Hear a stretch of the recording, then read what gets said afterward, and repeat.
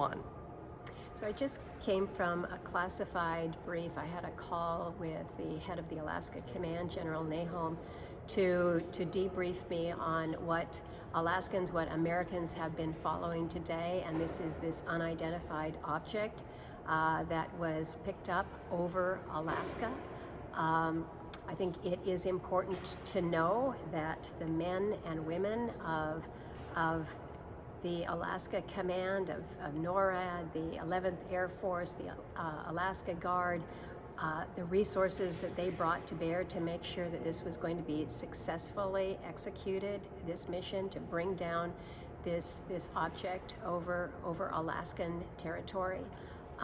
We commend them. I think the reports that I have received is that it was extraordinarily successful. It's what they've trained for. What is concerning is that it was yet another unidentified object violating U.S. sovereignty by coming into our airspace, coming over our waters, and coming through Alaska. I say it time and time again, Alaska is on the front lines of defense for the United States of America.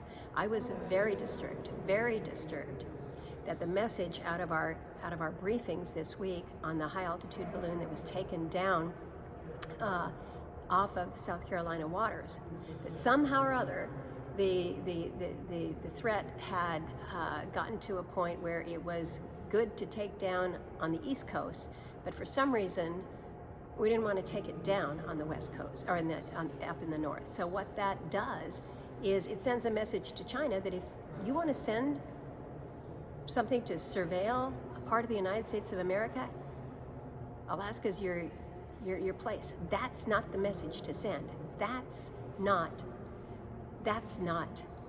the United States of America here. We may be separated by a foreign country, but we are part of the United States. And so when we talk about that balloon coming into the United States, we need to remember that there were 2 points of entry, and the first point of entry, that balloon was allowed to traverse without action. I didn't think that was acceptable. I think many Americans and Alaskans didn't think it was acceptable. So now we're here at the end of the week, and yet another unidentified object.